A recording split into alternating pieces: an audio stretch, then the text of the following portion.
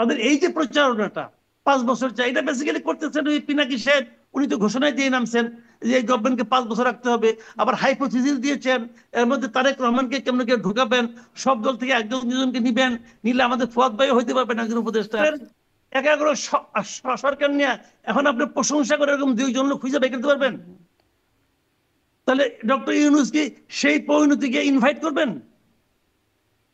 আমার মনে হয় উনি অত মূর্খ এখন হন নাই। জি, আপনার ব্যারিস্টারি ডিগ্রি ভুয়া বা আপনি ভুয়া ব্যারিস্টার, এই অভিযোগ উঠানো হচ্ছে।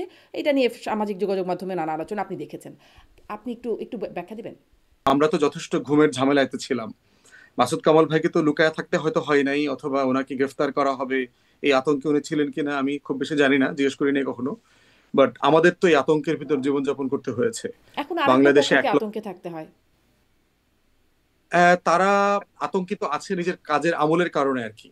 বর্তমান সরকার তাদেরকে পিটায়া আতঙ্কিত করে রাখছে, ব্যাপারটা এরকম না। এটা স্টেটাস জেলখানায় বেল পায়, বেল পাওয়ার পরে মাইর খায়, সেখানেও আর কি এই বিষয়গুলো তো হচ্ছে, বাড়িঘর ভাঙচুর হয়, লুটপাট হয়ে যায়। এবং এটা স্টেট স্পন্সর্ড কিনা আপনাকে পার্থক্যটা দেখতে হবে। একটা হচ্ছে ধরেন আপনি স্থানীয়ভাবে আমাকে 15 বছর পিটাইছেন, এলাকা ছাড়া করছেন, আমি এখন সুযোগ পাইছি, এখন এসে আপনাকে এলাকায় পিটাইতেছি। প্রশ্ন হচ্ছে এটা কি রাষ্ট্র করছে কিনা? কিন্তু গত 16 বছরে যে জুলুমের শিকার আমরা হয়েছি সেটা হচ্ছে স্টেট স্পন্সর্ড হ্যারাসমেন্ট, যেটা তখন আসলে মানে সাধারণ গুন্ডা পান্ডার বদলে রাষ্ট্রীয় গুন্ডা পান্ডা কাজ করেছে। এখন রাষ্ট্রীয় গুন্ডা পান্ডারা চুপ আছে, সাধারণ গুন্ডা পান্ডারা কাজ করছে। মানুষের জীবনে ইম্প্যাক্টটা তো মানে পড়ছেই। প্রেস সেক্রেটারি যেটা আছেন, প্রধান উপদেষ্টার, ওনার কথাবার্তা আমার মনে হয় ওনাকে একটু লাগাম টানানো উচিত, ওনার মুখে একটু লাগাম পরানো উচিত আমি মনে করি। স্থানীয় আওয়ামী লীগের কি যেন একটা পদে তিনি আছেন সেখানে, বা ছাত্রলীগের পদে, বিএনপির যুবদল বিএনপির লোকজন গিয়ে সেখানে হামলা করলো উপদেষ্টা মাহফুজ আলমের বাবা, সেটা থামাতে গিয়ে সেখানে তিনিও আহত হলেন। আসলে সেই আওয়ামী লীগ বা ছাত্রলীগের নেতা, তিনি তার ভাতিজা হন। ওই জিনিসটাই হুবহু সার্জিস শব্দ রাখছে, তার সঙ্গে যুক্ত করছে কি সার্জিসের দ্বিতীয় বিয়ে নিয়ে যা বললেন মাসুদ কামাল। আচ্ছা ভাই, তার বিয়ে হয়েছে কিনা এটাই ভালো মতো জানি না, আবার দ্বিতীয় বিয়ে আমার সম্বন্ধে একজনের মন্তব্য করছে, সে আমাকে আমার নামের আগে একটা অ্যাডজেক্টিভ লাগাইছে। অ্যাডজেক্টিভটা কি জানেন? সাদা সাপ। আচ্ছা আপনি আমাকে বলেন, আমি সাপ, এবং যেহেতু আনফরচুনেটলি আমার গায়ের রং একটু সাদা, অতএব সাদা সাপ। রাষ্ট্র পরিচালনার নীতি রাজনীতি যেমন নিশ্চিত করে জনগণের অধিকার, উন্নয়ন, ন্যায় বিচার, তেমনি এর উপর ভর করেই চলে অনাচার, দুর্নীতি, লুটপাট। এর এপিঠে আলো তো অন্য পিঠে অন্ধকার।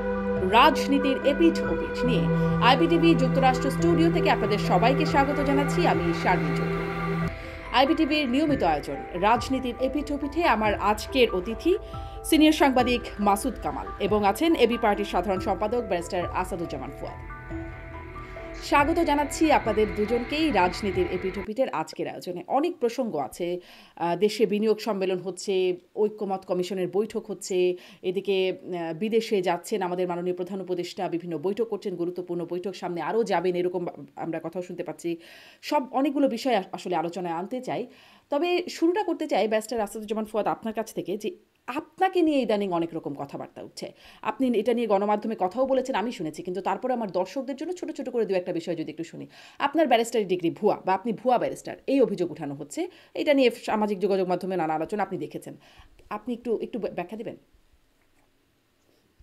ব্যাখ্যা কোনটা, গুজব নিয়ে না সার্টিফিকেট নিয়ে? আপনি যেভাবে মনে করেন। একটা বিষয় হচ্ছে অনলাইনেই তো হচ্ছে যে আমার বন্ধুরা শত্রুরা মিলেই আপনার নাম টাম দিয়ে যেভাবে মানে কমেন্ট নিয়ে আসছে, দুই পক্ষেই তো কমেন্ট আছে। তো ওই যে নামের যে ঝামেলাটা আছে আর কি, সেটা আমাদের সবারই তো সার্টিফিকেট আসল নাম বলে একটা জিনিস আছে। তো সেই নামে যখন আবার আমার অ্যাওয়ার্ডিং বডিকে যখন ইমেল করেছে, তারাই তো আবার রেসপন্স করেছে, সার্টিফিকেটের কপি টপিও দেখলাম। আমি তো কিছুই করি নাই, কাউকে কিছু দেই নাই। আমার শুভাকাঙ্ক্ষীরাই ইমেল টেমেল করে কনফার্মেশন নিয়ে আসছে, সার্টিফিকেটের কপি দেখলাম বিভিন্ন জায়গাতে প্রচার হয়েছে আর কি। সো আলটিমেটলি তো রিজলভ হয়ে গেছে বলে মনে করতেছি আর কি। এবং রিউমার স্ক্যানার যারা আছে তারাও বিভিন্ন সংগঠনের পক্ষ থেকে স্টেটমেন্ট দিয়ে এটা কনফার্ম করেছে। তো ইউজুয়ালি আমি এইসব বিষয়ে কখনো ইয়ে করি না আর কি, আপনার অংশগ্রহণ করি না আর কি। এগুলো খুবই ডিস্ট্রাক্টেড পজিশন আর কি, নিশ্চয়ই। এগুলো নিয়ে কথা। যে এই বিষয়গুলো আপনাকে নিয়ে উঠছে, তার আগে কদিন আগে দেখলাম আপনি গ্রেপ্তার। সবগুলো গণমাধ্যমে এই খবরটা আসছিল যে আপনি গ্রেপ্তার হয়েছেন। গণমাধ্যমে বলবো না, সামাজিক যোগাযোগ মাধ্যমে একদম সয়লাব। কেন আপনাকে নিয়ে মানে একটার পর একটা এরকম হচ্ছে বলে মনে হয়? একটা বিষয় হতে পারে, ধরেন আমরা যারা বাংলাদেশের পক্ষে শক্ত কথা বলছি, শক্ত কথা বলবার সাথে সাথে যেভাবে আমাদের বন্ধু তৈরি হয়, শুভাকাঙ্ক্ষী তৈরি হয়, এটার জন্য আবার খুব শক্তিশালী শত্রু তৈরি হয়, যারা বাংলাদেশের স্টাবলিশমেন্টে আছেন, বিভিন্ন আমলাতন্ত্রের বিভিন্ন জায়গাতে আছেন, গোয়েন্দা সংস্থাতে আছেন, সশস্ত্র বাহিনীর সিনিয়র পজিশনে আছেন, যারা 16 বছরের আওয়ামী এই সাম্রাজ্যের বেনিফিশিয়ারি, তাদের কাছে তো অবশ্যই এই বিষয়গুলো কমফোর্টেবল হয় না আর কি। তো সেখানকার একটা অংশ আছে যারা ডেলিবারেটলি এই বিষয়গুলো উঠাচ্ছে, গুজব ছড়াচ্ছে। এর সাথে আপনার আওয়ামী লীগ এবং ইন্ডিয়ান যে প্রপাগান্ডা মেশিন আছে, সেগুলোতে আমাদেরকে ডিমিন করা, ছোট করা, দেশপ্রেমিক শক্তিকে, গণতন্ত্রের পক্ষের শক্তিকে ছোট করা, হেয় করা, এটার একটা কালচার আছে। সো এই মিসইনফরমেশন ডিসইনফরমেশন ক্যাম্পেইন তো আসলে মানে চলমান যে সামাজিক যোগাযোগ মাধ্যমের একটা রিয়েলিটিতে আমরা বাস করছি, কোনোভাবেই সেটাকে অ্যাভয়েড করবার সুযোগ নাই। সারা গ্লোবালি এই ফেনোমেনাটা আছে, এবং এটা চলবে, এটা কোনো জায়গায় থেমে যাবে না। এর আগে এরকম প্রচুর গুজব তৈরি হয়েছে। আহ, গুরুত্বপূর্ণ কাজ হচ্ছে যে আপনার সচেতন জনগোষ্ঠীর সংখ্যা আগের থেকে অনেক বেড়েছে। আপনার নিজেরাই নিজ দায়িত্বে এগুলো নিয়ে কথা বলা, রিজনেবল ভয়েস গুলো আসা, কথা বলা। এবং এমন এমন মানুষরা আমাকে ডিফেন্ড করেছে যাদের ব্যাপারে আসলে আমার সাথে কোনো যোগাযোগও নাই, ধরেন 10 বছরও দেখা হয় নাই, কথা হয় নাই। এমন মানুষরাও বলেছে যে আমাকে ডিফেন্ড করে পোস্ট দিয়েছে, লিখেছে, ছবি দিয়েছে, এবং আমার প্র্যাকটিস নিয়ে কথা বলেছে ওখানে। তো সেগুলো চলবে আর কি, মানে এটা মানে কোনো গোল্ডেন ইয়ে নাই আর কি। তো এটা গণ অভ্যুত্থানের পরাজিত শক্তি এবং এস্টাবলিশমেন্টের একটা জায়গা আছে, এবং আমি জানি আর কি এরা কারা কারা এগুলো করতেছে। আচ্ছা, একটা বিষয় হয়েছিল যখন আমার মনে পড়ে হাসনাত আবদুল্লাহ গেলেন বা সেনাপ্রধানের সাথে বৈঠকের বিষয়টা যখন তিনি প্রকাশ্যে নিয়ে আসলেন, তখন তিনি ফেসবুকে সেই স্ট্যাটাসেই লিখছিলেন যে তার জীবনও হুমকির মুখে পড়তে পারে, তার উপর নানান চাপ আসতে পারে, সেই শঙ্কার কথাও তিনি জানাচ্ছিলেন। আপনিও সেনাবাহিনীকে নিয়ে বেশ শক্ত কথা বলেছেন। তার কি কোনো ইম্প্যাক্ট আপনার উপর পড়েছে?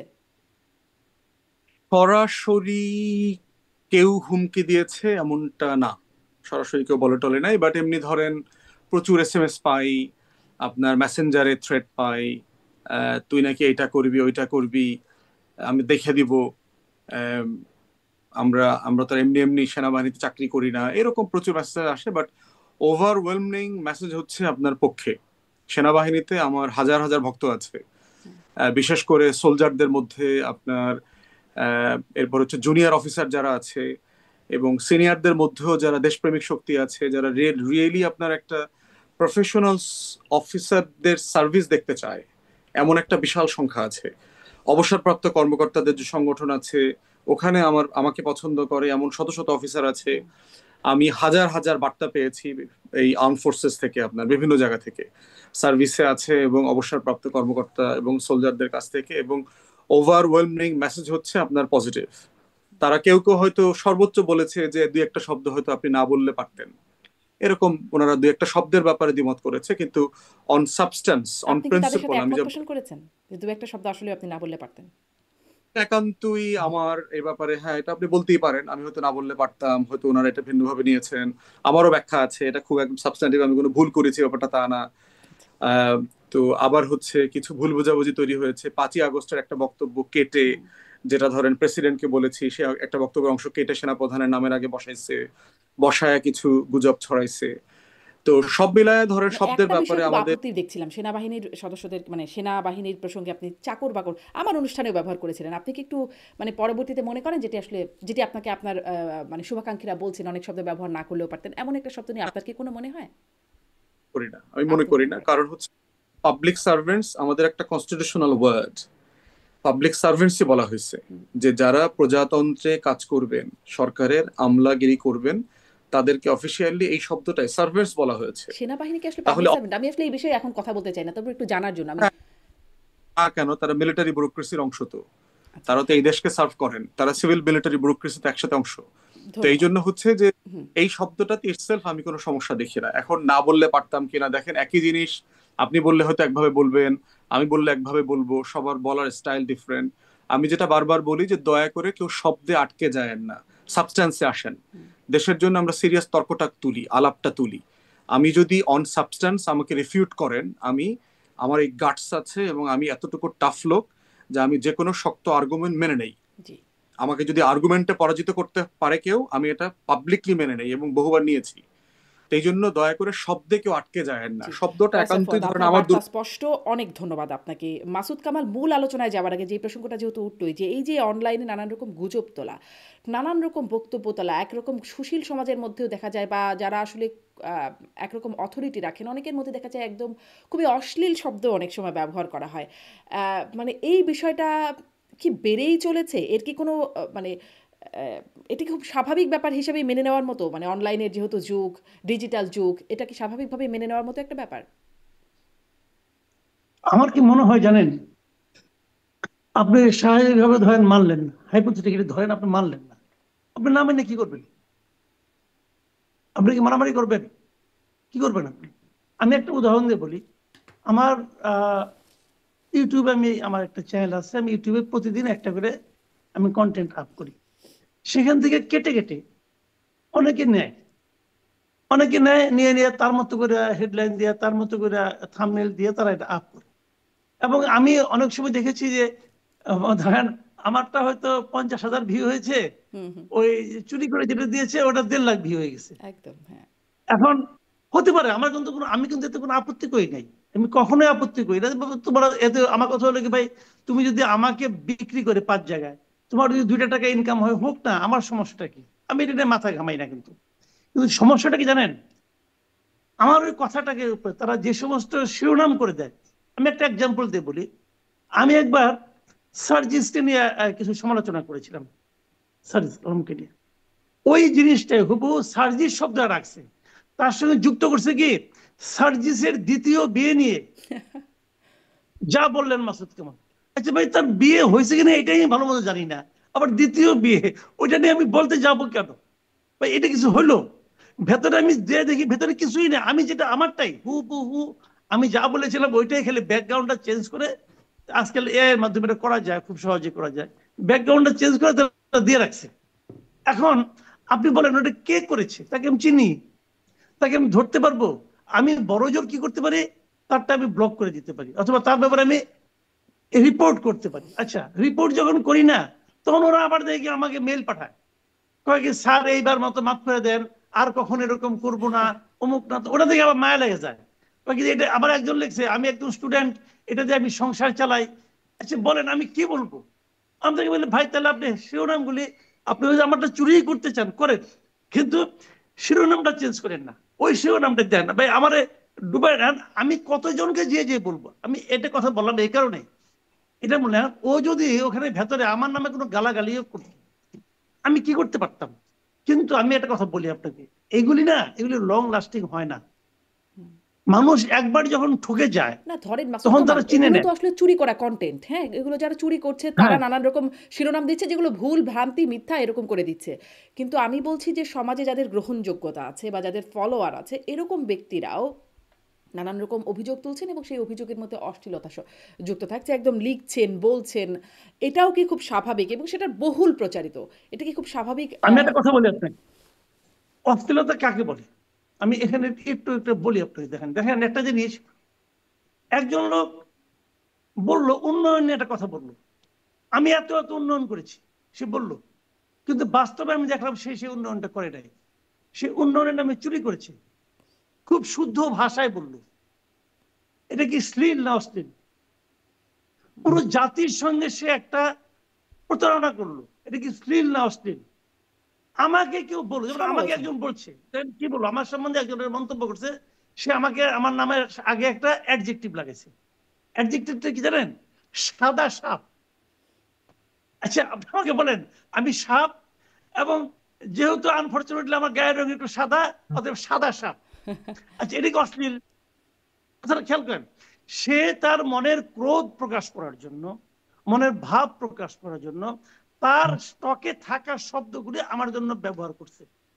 আমি এটাকে সিরিয়াসলি নেই না।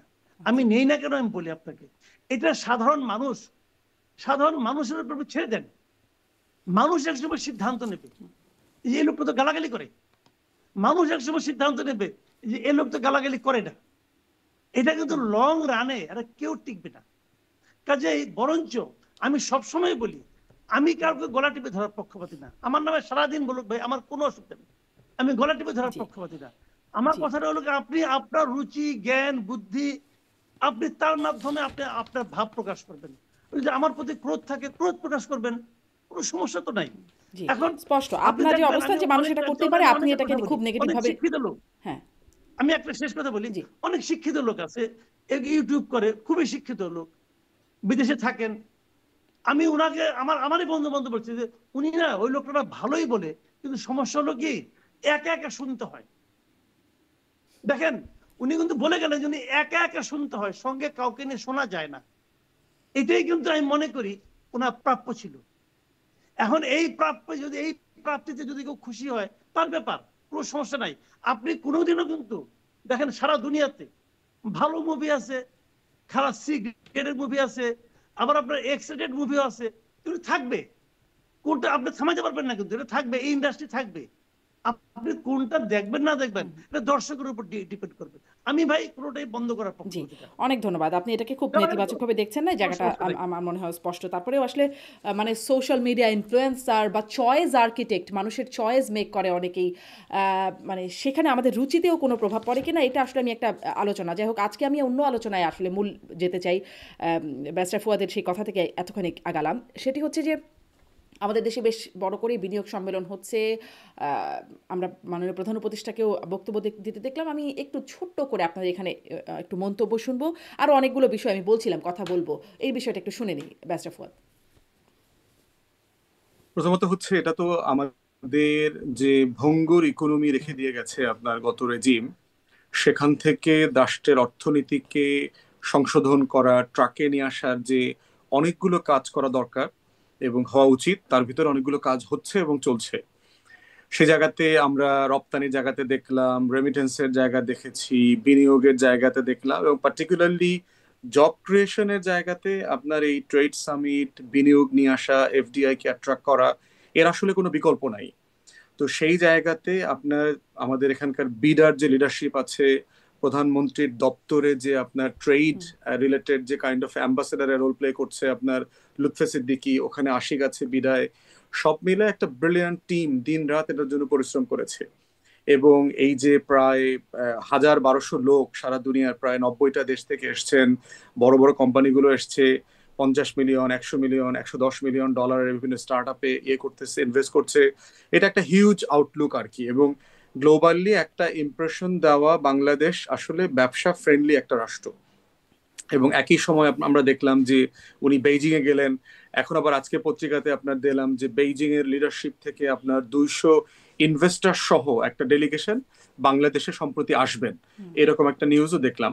তো সব মিলে, এবং তারা কিন্তু খুবই মানে ওপেন এন্ডেড কনভারসেশন করছে। বাংলাদেশে বিনিয়োগকারীরা চিটাগং এ যারা এসছেন প্রসপেক্টিভলি, তাদেরকে চিটাগং এ ইপিজেড এ নিয়ে গেছে আপনার, চিটাগং ইপিজেড, কোরিয়ান ইপিজেড, এবং কোনো গাইডেড ট্যুর না, কিন্তু ওপেন ট্যুর করে দিয়েছে যে যারা ইনভেস্টর তারাই ঠিক করবে ওখানে গিয়ে তারা কি করবে, কার সাথে মিট করবে, তাদেরকে কি প্রশ্ন আছে, open ended trip. So it's a very transparent প্রসেসে তারা ব্যবসাটা করতে চাচ্ছে। এখানে যখন আবার দেখছে যে যখন সম্মেলনটা হচ্ছে তখন কেএফসিতে বাটার মানে সেখানে হামলা হচ্ছে, পিৎজা হাটে হামলা হচ্ছে, মানে প্রতিষ্ঠান, ব্যবসা প্রতিষ্ঠানেই তো হামলা হচ্ছে, তখন আসলে মানে যা বলা হচ্ছে আর যা চিত্র তারা সামনাসামনি দেখছে এবং এই ঘটনাগুলো হাইলাইটেড হচ্ছে, তখন আসলে এটা তারা তারা আসলে স্বস্তি কি বোধ করেন ইনভেস্টমেন্টে? তারা সার্টেনলি হচ্ছে যে গাজায় যা হচ্ছে, ফিলিস্তিনে যেটা হচ্ছে, অনেক বছরের একটা ক্ষোভ, কষ্ট, যন্ত্রণা, এখানে গণহত্যা হচ্ছে। আমরাও গত বহু বছর থেকে এটার প্রতিবাদ করেছি এবং প্রতিবাদ চলমান আছে, চলতেই থাকবে। শান্তিপূর্ণভাবে কোন একটা দেশে, কোন একটা জনপদে আপনার যদি গণহত্যা হয়, প্রতিবাদ করা মানুষের, এটা তো একটা হিউম্যান ফ্যাটার্নিটির ব্যাপার আছে। আপনি যেখানে আছেন সেখানেও প্রত্যেক শহরে শহরে ব্যাপক প্রতিবাদ হচ্ছে। প্রশ্ন হচ্ছে যে আইন হাতে তুলে নেওয়া, এরকম একটা সময়তে সাবোটাজ করা, এবং প্রায় 60 জনের মতো যে গ্রেফতার হয়েছে দেখলাম আপনার, অধিকাংশ ছাত্রলীগ যুবলীগের রাজনীতির সাথে জড়িত। এবং কিছু কিছু গণমাধ্যম এটাকে ফার্স্ট পেজে এত ফলাও করে নিউজ করছে যে বাংলাদেশে প্রত্যেকটা বিদেশি কোম্পানি এখন আগুন দিয়ে পোড়ায় দেওয়া হচ্ছে, এরকম একটা ব্যাপার। সেই জন্য কিন্তু আমরা দেখলাম যে আপনার সরকারের যিনি স্পেশাল এইড হিসাবে কাজ করছেন তথ্য প্রযুক্তিতে, ফয়েজ আহমদ তাইয়েব কিন্তু একটা রিকোয়েস্ট করেছেন যে ফিলিস্তিন ইস্যুটা তো চলে যাচ্ছে না, আমরা এই যে মার্চ ফর গাজা দেওয়া হয়েছে এটা আরো এক সপ্তাহ পিছিয়ে দিতে পারি কিনা, কারণ এই প্রসপেক্টিভ ইনভেস্টররা বাংলাদেশে আরো এক সপ্তাহ 10 দিন অনেকে থাকবেন। তো এই সময়টাতে মার্চ ফর গাজাটাকে ঘিরে যেন কোনো স্যাবোটাজ না হয়। বিভিন্ন জায়গায় দেখলাম আপনার সেই যে দায়েশের কালো পতাকা মিছিল করতেছে, 4-5টা কালো পতাকা কলেমা খচিত, সেগুলো উড়ায় দিচ্ছে। তো এগুলো যে পরিকল্পিতভাবে করা হচ্ছে এ ব্যাপারে আমার কোনো সন্দেহ নাই। এই জন্য এই ফয়েজ আহমদ তাইয়েবের এই রিকোয়েস্টের সাথে আমিও একমত। আমি ফিলিস্তিনের পক্ষে, আন্দোলনের পক্ষে, স্বাধীনতার পক্ষে বহুবার কথা বলেছি দেশে এবং বিদেশে, এবং আমি বোধ করছি বর্তমান বাস্তবতায় আমাদের প্রতিবাদ মিছিল যেটা হয়ে গেছে গেছে, কিন্তু আগামী এক সপ্তাহ 10 দিনের জন্য সম্মতির ভিত্তিতে যারা মার্চ ফর গাজা কল করেছেন তারা দয়া করে এক সপ্তাহ 10 দিনের জন্য এটা পসপোন করেন, পসপোন করে এটাকে 10 দিন পরে নিয়ে যান। কারণ যারা এই ট্রেড সামিটকে যে স্যাবোটাজ করছে দেখবেন, আমরা কিন্তু ইতিমধ্যে দেখেছি সামিটে আসবার জন্য যে ধরনের কোম্পানিগুলো অলরেডি রেজিস্ট্রেশন করেছে তাদেরকে ফোন করে করে বলা হয়েছে যে সামিটে যেন না আসা হয়, সামিটে আসলে আপনার থাকার জায়গায় বোম মারা হবে, আপনার কোম্পানি ক্ষতিগ্রস্ত হবে, আপনার বাসায় আপনার হোটেল থেকে আপনি এয়ারপোর্টে যাওয়া আসা করতে পারবেন না। এই ধরনের অসংখ্য হুমকি দিয়ে কয়েক ডজন বিজনেসম্যানকে ডিসকারেজ করা হয়েছে। তারপরও অনেকে এসেছেন, এবং যারা এসেছেন তারাই সরকারকে বলেছে যে আমাদেরকে অ্যাক্টিভলি ডিসকারেজ করা হয়েছে একটা বলয় থেকে। তারা কারা, তারাও আবার তাদের কথা আমরা জানি। তো এখন প্রশ্ন তারা হচ্ছে কারা? যে গণ অভ্যুত্থান তারা বাংলাদেশেরই গত রেজিমের বেনিফিশিয়ারি, যারা চায় না বাংলাদেশের ট্রেড সামিট এত সাকসেসফুলি হোক, স্টার লিঙ্ক এখানে আসুক। এখানে ইন্টারনেট ব্যবসায়ীদের একটা বিশাল গ্রুপ আছে যারা বোধ করছে স্টার লিঙ্ক আসলে তাদের ব্যবসা বাণিজ্য ক্ষতিগ্রস্ত হবে। হাজার হাজার কোটি টাকা তারা যেগুলো এর আগে ব্যবসা বাণিজ্য কন্টিনিউ করেছে সেই ইন্টারেস্ট এখানে জড়িত আছে। এখানে আমাদের বিদেশি শত্রুরা ইনভলভ আছে, কারণ হচ্ছে বাংলাদেশ মানে ট্রেড ফ্রেন্ডলি নেশন এটা প্রতিষ্ঠিত হয়ে গেলে এই রিজিয়নে অনেকগুলো ইস্যুস ডেভেলপ করবে ভূ রাজনীতির ব্যাপারে। অতএব এটাকে ফেল করানোর মাধ্যমে ইউনূস সরকারকে ফেল করানো, সেই জায়গাগুলো আছে। পাশাপাশি ইন্টারিম অ্যাডমিনিস্ট্রেশনকেও ডিসাইসিভলি এটা মুভ করাইতে হবে যে আপনার ইন্টেলিজেন্স কোথায়, আপনি এত বড় জিনিস হচ্ছে এটাকে ঘিরে যে স্যাবোটাজ হতে পারে সেই লেভেলের স্টেটের প্রিপারেশনের ঘাটতি ছিল কিনা সেটাও তাদেরকে বিবেচনায় নেওয়া দরকার। যে এরকম একটা সামিটকে ঘিরে, ফিলিস্তিনের ঘটনাকে ঘিরে যা যা হচ্ছে সেটা আপনারা সাফিসিয়েন্টলি মনিটর করেছেন কিনা। তো সব মিলে আমরা বোধ করছি উদ্যোগটা একটা ব্রিলিয়ান্ট উদ্যোগ। এই উদ্যোগের কারণে বাংলাদেশের একটা ভাবমূর্তি তৈরি হয়েছে গ্লোবালি। যদিও আপনার আমেরিকার 37% ট্যারিফ ইম্পোজ করা নিয়ে একটা কনসার্ন আসছে রাষ্ট্রের, যেটা আমাদের সরকারের পক্ষ থেকে যেভাবে ডিল করা দরকার তারা ডিল করছে, ওয়াশিংটনের এম্বাসি ডিল করছে, বাংলাদেশের ডেলিগেশন শুনলাম যাবে, চিঠি লেখা হয়েছে ট্রাম্পের কাছে। তো সব মিলিয়ে গ্লোবালি এই ট্রেডের ইস্যুটা যেভাবে ট্রাম্পের সাথে সবাই ডিল করছে, বাংলাদেশের রাষ্ট্র হিসেবে তার জায়গা থেকে যতটুকু রেসপেক্টফুলি ডিগনিটির সাথে ডিল করা দরকার তারা করছে এবং এটা করে যাবে। তো আমি আশাবাদী মিলিয়ে এটা দেশের জন্য মঙ্গলজনক। মানে স্পষ্ট ধন্যবাদ আপনাকে মাসুদ কামাল। এই যে মার্চ ফর গাজা এটা পোস্টপোন করার আহ্বান, এটি পোস্টপোন করা উচিত বলে আপনি মনে করেন এবং পোস্টপোন করা হবে বলে, মানে এই আহ্বানে ইতিবাচক সাড়া মিলবে বলে আপনি মনে করেন? একটা জিনিস কি আমি বলি আপনাকে, এই যে মার্চ ফর গাজা না, সরি, এর আলটিমেট রেজাল্টটা কি? এর মাধ্যমে কি আমি গাজা মুক্ত করে ফেলবো? তা তো করবো না। আমরা এটা অনেকদিন ধরে কিন্তু করে আসছি। এখন গাজায় মানবতা বিরোধী যে অপকর্মগুলি চলছে, সে অপকর্মের প্রতিবাদ তো প্রত্যেকটা সচেতন মানুষের করা উচিত, ধর্ম বর্ণ নির্বিশেষেই করা উচিত। তো সেই ধরনের প্রতিবাদ আমরা করবো। এখন সেই প্রতিবাদ করতে যে আমরা দেখেন, আপনি বললেন যে এই যে ভাঙচুরগুলি হয়েছে, লুটপাটগুলি হয়েছে, এটার আমরা সমালোচনা করলাম। কেন করলাম? কারণ আমাদের ওই মার্চ ফর গাজার যে লক্ষ্য এবং যে উদ্দেশ্য তার সঙ্গে এটা কিন্তু মেলে না। এটা বরং আমার দেশকে ক্ষতিগ্রস্ত করে, আমার দেশের ইমেজকে ক্ষতিগ্রস্ত করে। তো আমার দেশের ইমেজকে ক্ষতিগ্রস্ত করে আমরা কিন্তু কিছু অর্জন করতে পারবো না, ফিজিক্যালি অর্জন করতে পারবো না, অথবা থিওরিটিক্যালিও পারবো না, অথবা আদর্শিক ভাবেও পারবো না। তো সেই একই বিবেচনায় কিন্তু যেহেতু আমাদের এখানে একটা সামিট হচ্ছে, বিদেশে অনেক ডেলিগেশন আসছে, তাদের মধ্যে যদি আমি এই সমস্ত মানে মার্চ ফর গাজা করলে পর তারপর সেখান থেকে কিন্তু তারই সাইড ইফেক্ট হিসেবে এগুলো আসতে পারে, বিভিন্ন কারণে আসতে পারে। ফওয়াদ ভাই যেভাবে বললেন যে এটা কেবলমাত্র ওই গত সরকারের বেনিফিশিয়ারি করছে, সেবোটাজ করছে, এটা হতে পারে, আমি কিন্তু অস্বীকার করি না। কারণ পৃথিবীতে যত বিপ্লব হয়েছে, বিপ্লবের পরপরই কিন্তু একটা প্রতি বিপ্লবী উদ্যোগ দেখা গেছে, এটা হবেই। তারা তো প্রচুর সুবিধাভোগী ছিল, ওদের হঠাৎ করে আর তারা নাই, তো তারা কি চেষ্টা করবে না ব্যাক করার? ওটা একটা পদ্ধতি কিন্তু আছে, তারা নানাভাবে নানা জনের মধ্যে মিশে যে করতেই পারে। আবার পাশাপাশি আমাদের এখানে কিন্তু মব কালচারের একটা উত্থান কিন্তু আমরা দেখেছি। যত মব হয়েছে এ পর্যন্ত গত কয়েক মাসে, সবই কি তারা করেছে? 32 নম্বর কি তারা ভেঙেছে? তত ভাঙে নাই। আবার এই যে গতকালকে একজন দেখলাম কোন এক এমপি সাহেব ইয়ের থেকে, আপনার জেলখানা থেকে মুক্তি পাইছে, জেল গেট থেকে তার ধরে নিয়ে যাওয়া হয়েছে, আজিজ সাহেব নামে এক ভদ্রলোককে। তো এখন উনি যদি অপরাধী হয়, অবশ্যই তার বিচার হবে। কোন সমস্যা, উনি তো জামিন পেয়েছে, জামিন তো বিচার প্রক্রিয়ার একটা অংশ। তো তাকে আপনি উঠেই যে নিয়ে গেলেন মারতে মারতে, এটা কোন প্রক্রিয়ার অংশ? এখন এটা কি আওয়ামী লীগের লোকরা করছে? এটা কি স্যাবোটাজ হয়েছে? হয় নাই।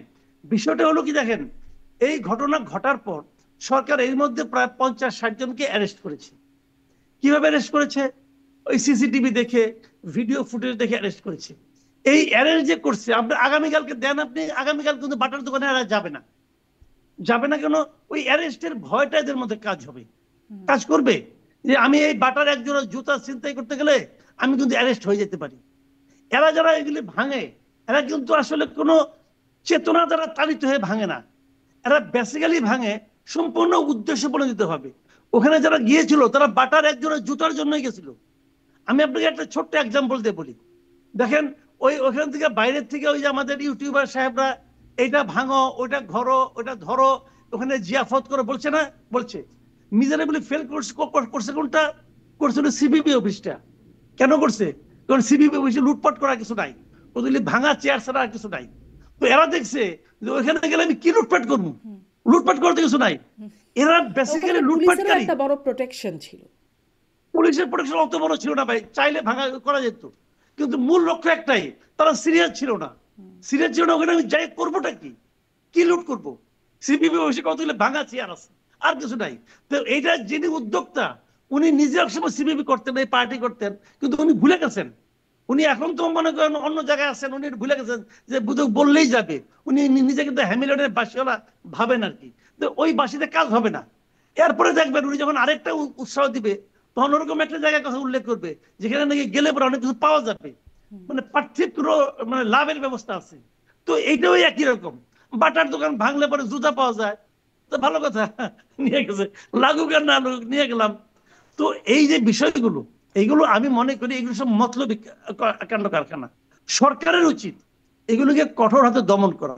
যদি সরকার আগে থেকে দমন করতো, তাহলে এটা কিন্তু এই পর্যায়ে আসতো না। কারণ আগে তো সরকার তাদেরকে উৎসাহ দিচ্ছে, উনি ওইখান থেকে যা বলেন সরকার সেটাকে পালন করেন, এটা দেখেছি আমরা। আগে উৎসাহ দিয়েছে। এখন মাসুদ কামাল, এখন কি সরকার রাশ টেনে ধরার চেষ্টা করছে, এটা চোখে পড়ছে? মানে বিভিন্ন ক্ষেত্রে আগে আসলে নানান রকম যে সমালোচনাগুলো আমরাই করতাম, সেখান থেকে কি সরকারের কোনো ইতিবাচক উদ্যোগ চোখে পড়ে? যেমন মানে যেগুলো নিয়ে এখন আলোচনা, রোজার মাসে দ্রব্যমূল্য, আইন শৃঙ্খলা, সেগুলো ভালো হচ্ছে, বা মব কালচারের প্রতি সরকার একটা ব্যবস্থা নেওয়ার মতো একটা অবস্থানে যাচ্ছে। মনে হচ্ছে যে সরকার আসলে ইতিবাচক, মানে এখন আসলে কিছু করতে চাচ্ছে, এরকম কি একটা ভাব আসছে? সামাজিক যোগাযোগ মাধ্যমে দেখি আসলে এই বিষয়গুলোর একটা আলোচনা আছে। না, আমি তা মনে করি না। আমি তা মনে করি সরকার খুব উদ্যোগী হয়েছে। সরকার এইবার যে অ্যারেঞ্জ গুলো করেছে, এটা বেসিক্যালি এইটাকে কেন্দ্র করে, এই যে সম্মেলনটা, ব্যবসায়ী উদ্যোগী, এই যে উদ্যোক্তা সম্মেলন যেটা আছে, এটাকে কেন্দ্র করে তারা এই কাজটা করছে, আর কিছু না। আগামীকাল এরা চলে যাওয়ার পরে এই মব চলবে। কেন চলবে সেটা আমি বলি। চলবে না এই কারণে, সরকার মাঝে মাঝে মনে করে এই যে মব, এটা তাকে এক ধরনের শক্তি দেয়। সরকারের এটা ধারণা, আমার ধারণা, সরকার এই মবটাকে এনজয় করে, অথবা এই মবটাকে নিজের মানে মানুষকে ভয় দেখানোর জন্য সে মনে করে এই মবটা থাকা দরকার। আমাদের সরকারের মধ্যে এই ধরনের একটা ভ্রান্ত অথবা মতলবী এক ধরনের চিন্তা কাজ করে বলে আমি মনে করি। তা না হলে আগে এতদিন ধরে তারা কেন করলো না, ব্যাখ্যাটা দেখ। কেন এতদিন ধরে তারা মবকে নিয়ন্ত্রণ করার চেষ্টা করে নাই করে ভাই? কারণ তারা আসলে করতে চায়ও না, তারা করতে চায় না। কারণ এটাও যদি না থাকে তাহলে তাদের জোরটা কোথায়? তারা মনে করে তাদের জোরটা কম, এটা তারা মনে করে, তারা নিজেদের দুর্বল অবস্থানটা বুঝে। এই জন্য আরেকটা জিনিস হলো যে দ্রব্যমূল্য যেটা বললেন আপনি, হ্যাঁ, সবজির দাম কিন্তু পুরো রোজা কম ছিল, কোনো সন্দেহ নাই। আমি নিজেও এটা নিয়ে প্রশংসা করেছি, সবই ঠিক আছে। কিন্তু দেখেন একটা জিনিস হলো কি, সবজির দাম কমটাই কিন্তু বাজার নিয়ন্ত্রণের একমাত্র পদ্ধতি নয়।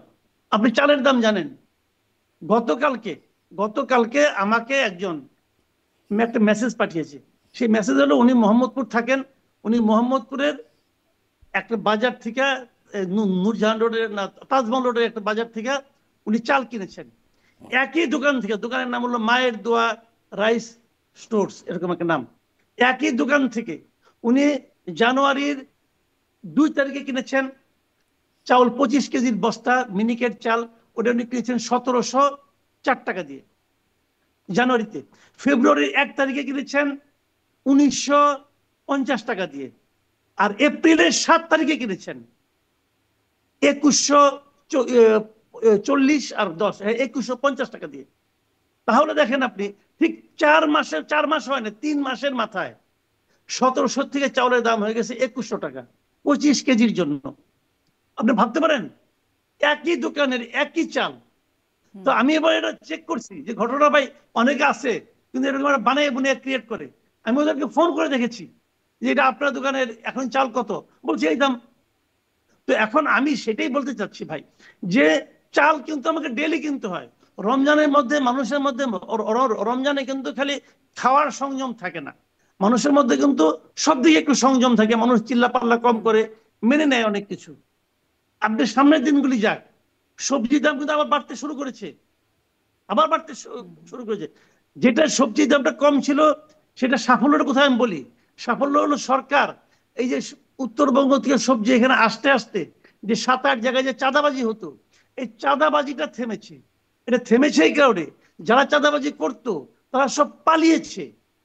ওগুলো তো আওয়ামী লীগ কিংবা যুবলীগ কিংবা স্বেচ্ছাসেবক লীগ ছিল, ওরা পালিয়েছে বলে চাঁদাটা হচ্ছে না। কিন্তু পালিয়ে গেলে তো আর এই জায়গা কারণে খালি থাকে না, পালিয়ে গেলে সেটা ওই জায়গাটা কেউ না কেউ দখলও করে নেয়। দখল করে, অধিকাংশ ক্ষেত্রে বিএনপি দখল করছে, এটাও ঠিক। আমি তো যতটুকু খবর টবর নিচ্ছি, অধিকাংশ জায়গায় বিএনপি দখল করছে, কারণ তারা বড় দল, তারা করছে। কিন্তু যে কোনো কারণে চাঁদাবাজিটা অনেক কমেছে আগের তুলনায়। এই যে কমেছে, এই কমার কারণেই কিন্তু সবজির বাজারটা আমি মনে করি রমজানের 1 মাস স্থিতিশীল ছিল, আর সেখানে উৎপাদনও কি ছিল সরকারের প্রচুর। সাফল্য দেখেন, এই যে চাঁদাবাজিটাও যে কমলো? শুনেন, একটা কথা আছে না, ফুয়াদ ভাই তো দীর্ঘদিন ইংল্যান্ডে ছিলেন, ওখানে একটা কথাই বলা হয় যে no government is a good government, বুঝছেন? তো এখানে হলো এই জিনিসটাই, যে সরকারের সাফল্য, সরকারের কিছুই করে নাই, কাজে এরকম হয়ে গেছে। আমি এইভাবে দেখি, জি। কারণ সরকার কিছু করছে এটা তো দেখি না রে ভাই। এই যে কিছুই না করা, এটাও কিন্তু খারাপ না, এটাও ভালো, জি, তারা ওইটাই করছে। মাসুদ কামাল অনেক ধন্যবাদ। মানে কিছুই না করার ফল আপনি বলছেন, এটা অনেক ধন্যবাদ আপনাকে। আমি ব্যারিস্টার ফুয়াদ আপনার কাছ থেকে একটু মানে এইখানে একটু এই বিষয়টা জানতে চাই যে এই বিষয়গুলো নিয়েও আলোচনার সাথে জুড়ে দেওয়া হচ্ছে আরও একটা বিষয়, যেমন সার্জিস আলমের সেই পোস্ট যে 5 বছর নির্বাচিত সরকারের প্রধানমন্ত্রী হিসেবে দেখতে চাই ডক্টর মোহাম্মদ ইউনূসকে। তারপর এরপরে আরও অনেকগুলো ওয়াজেও দেখা যাচ্ছে বলা হচ্ছে যে এই নিয়ামত তুমি তুলে নিও না, মানে আল্লাহর কাছে প্রার্থনা করা হচ্ছে যে ডক্টর মোহাম্মদ ইউনূসকে যেই নিয়ামত তুমি দিয়েছো সেটা তুলে নিও না।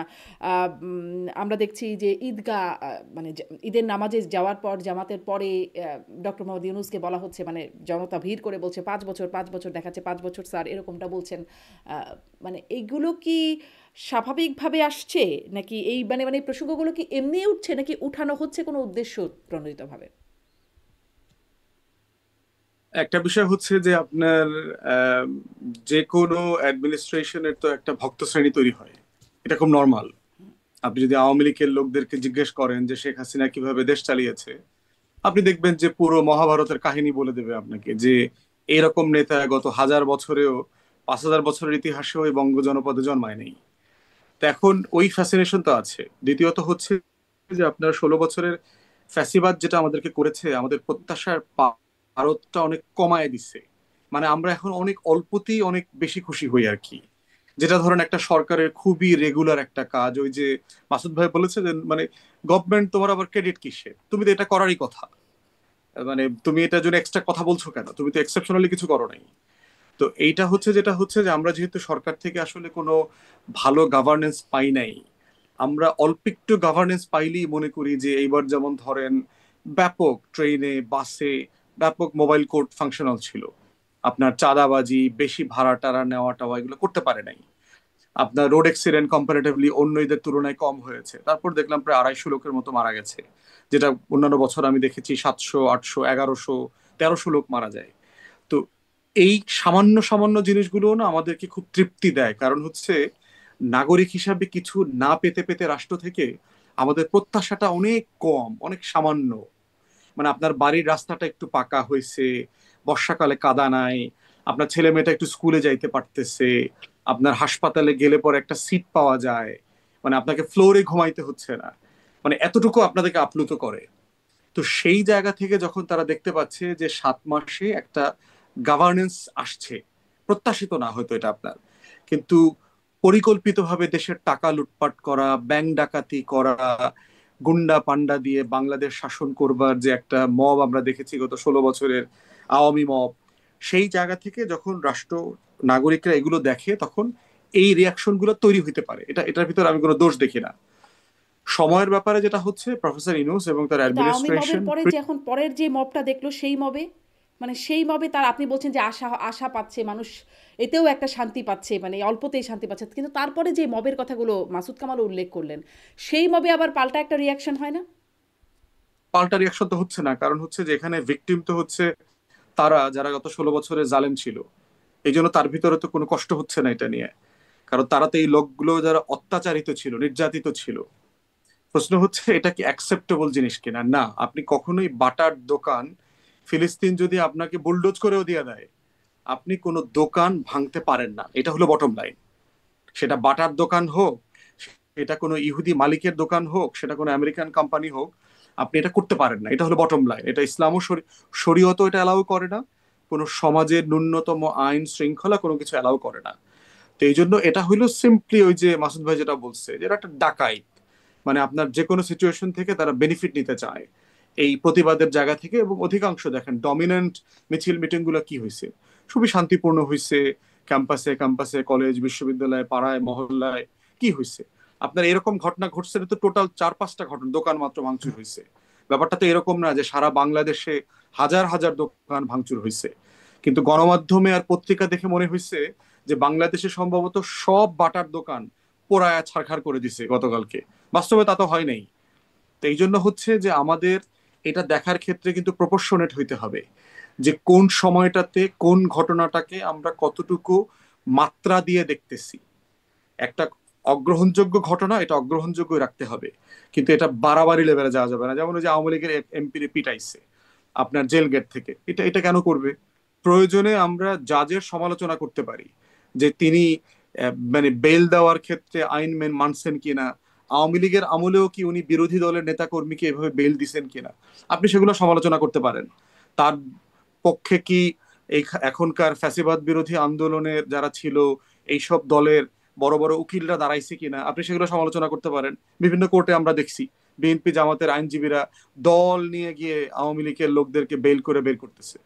কিন্তু একজন মানুষ বেইল পাওয়ার পরে তাকে জেল গেটে হেনস্থা করা, মারা, এটা তো এক্স্যাক্টলি যেটা আওয়ামী লীগ করছে, জেল গেট থেকে আবার শোন অ্যারেস্ট দেখাইছে। তো সেই জায়গাতে অবশ্যই আমরা গভর্নেন্সের একটা ইমপ্রুভমেন্ট দেখতে চাই। এবং এটা এমন না যেটা ওয়াইড স্প্রেড, এটা সিস্টেম্যাটিক, এটা না। এগুলোকে আমি খুবই আইসোলেটেড ঘটনা হিসেবে দেখি, খুবই বিচ্ছিন্ন ঘটনা। এগুলো সারা বাংলাদেশে হচ্ছে ব্যাপারটা তা না। তাহলে আওয়ামী লীগের হাজার হাজার লোক বেইল দিয়ে বের হয়ে আসতে পারতো না, তারা জেল গেটে মান খেত। আওয়ামী লীগের অনেক বড় বড় নেতারা জেলায় উপজেলায় আপনার দিব্যি বেল নিয়ে বের হয়ে চলে আসছে, বিদেশ চলে কিন্তু বেল গেছে, পাবে না কেন? সীমান্তের। মানে বেল আপনারা আইনজীবী হিসেবে আরো ভালো বলতে পারবেন। কেন পাবে না? অবশ্যই পাবে, বেইলের যোগ্য হলে অবশ্যই পাবে, কেন পাবে না? হুম। প্রশ্ন হচ্ছে বিচারকের সমালোচনা করা যেতে পারে যে আপনি আওয়ামী লীগের নেতা, তাকে আপনি ফেভার করলেন কিনা, আপনি ঘুষ খাইলেন কিনা, এখানে বিএনপি জামাতের আইনজীবীরা টাকা পয়সা নিয়ে ও তাকে বেইলের ব্যবস্থা করে দিছে কিনা, আপনি সেগুলো নিয়ে কথা বলতে পারেন। সেগুলো নিয়ে কথা বলতে আমি কোনো দোষ দেখি না। কিন্তু প্রশ্ন হচ্ছে জেল গেটে বেইল পাওয়ার পরে তার গায়ে হাত তোলা কোনোভাবেই গ্রহণযোগ্য না। সে আওয়ামী লীগের ক্রিমিনাল হইলে তাকে আবার মামলা দিবেন, তাকে আবার গ্রেফতার করবেন তদন্ত সাপেক্ষে, তাকে বিচার করতে হবে, কিন্তু গায়ে হাত তোলা এটা আনএক্সেপ্টেবল। জি, আমি একটু জনাব মাসুদ কামাল আপনার কাছ থেকেও যে প্রশ্নটা আমি ব্যারিস্টার ফুয়াদকে করছিলাম আপনার কাছেও করি, যে এই যে বিষয় যে 5 বছর এই যে একটা হাইপ উঠানো হচ্ছে, সেটা কি আসলে উদ্দেশ্যমূলকভাবে উঠানো হচ্ছে নাকি এমনি স্বাভাবিকভাবে উঠছে? এখানে না দুটোই আছে।